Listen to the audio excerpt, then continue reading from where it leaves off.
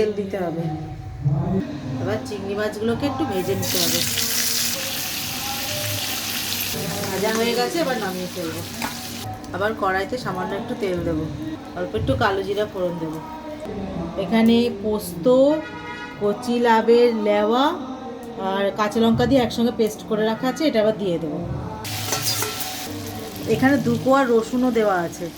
এবার এতে সর্ষে বাটা দিয়ে দেবো। এবার পরিমাণ মতো নুন, অল্প হলুদ। এবার তেল ছেড়ে দিয়েছে কষাতে কষাতে, এবারে বাটি ধোয়া জলটা দিয়ে দেবো। ফুটে উঠেছে, এবার মাছগুলো এক এক করে ছেড়ে দেবো। এবার 3টে কাঁচা লঙ্কা দিয়ে দেবো। রান্না হয়ে গেছে, উপরে একটু কাঁচা সর্ষের তেল দিয়ে নামিয়ে নেব।